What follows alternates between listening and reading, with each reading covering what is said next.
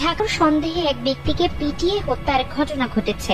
এর আগে বুধবার সন্ধ্যায় তাকে চোর সন্দেহে আটক করে ফজলুল হক মুসলিম হলের শিক্ষার্থীরা। নিহত ওই যুবকের নাম তোফাজ্জল। তোফাজ্জলের মৃতদেহ যখন ঢাকা মেডিকেলের মর্গে, তখন বের হয়ে আসছে নিহতের জীবনে ঘটে যাওয়া হৃদয় বিদারক একটি ঘটনা।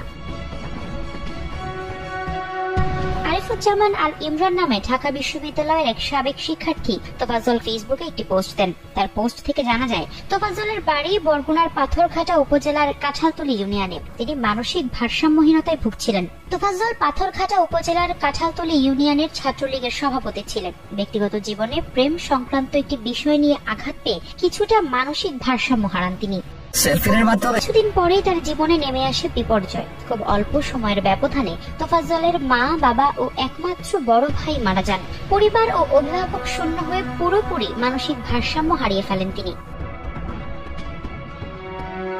কিভাবে তোফাজ্জল পাথরঘাটা থেকে ঢাকা বিশ্ববিদ্যালয়ের ক্যাম্পাসে আসলেন তা কারো জানা নেই। তবে গত 2-3 বছর ধরে তোফাজ্জল প্রায় ঢাবি ক্যাম্পাসে ঘুরে বেড়াতেন। পাথরঘাটা এলাকার যারা তাকে চিনতেন সবাই সহযোগিতা করতেন তোফাজ্জলকে। ইমরান ধারণা করছেন খাবারের জন্য হয়তো তোফাজ্জল ফজলুল হক হলে গিয়েছিল। এদিকে হলটির শিক্ষার্থীদের সঙ্গে কথা বলে জানা যায়, সন্ধ্যায় হলে ক্রিকেট টুর্নামেন্ট চলছিল।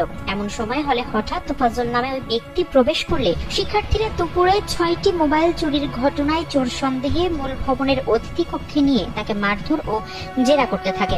এক পর্যায়ে তাকে নিয়ে হল ক্যান্টিনে খাওয়ানো হয়। এরপর এক্সটেনশন ভবনের অতিথি কক্ষে নিয়ে তৃতীয় দফায় বুক, পিঠ, হাত ও পায়ে ব্যাপক মারধর করেন একদল শিক্ষার্থী। এরপর রাত 10:45টার দিকে তাকে ফের মূল ভবনের অতিথি কক্ষে নিয়ে মারধর করা হয়।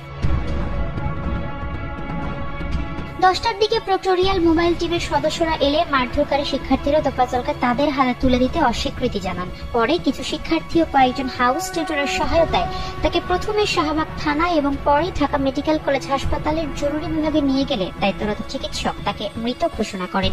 ঢাকা বিশ্ববিদ্যালয়ের প্রক্টর সাইফুদ্দিন আহমদ কালবেলাকে বলেন, ফজলুল হক মুসলিম হলের প্রাধ্যক্ষকে ঘটনায় জড়িতদের চিহ্নিত করে সর্বোচ্চ শাস্তি নিশ্চিতের জন্য বলা হয়েছে।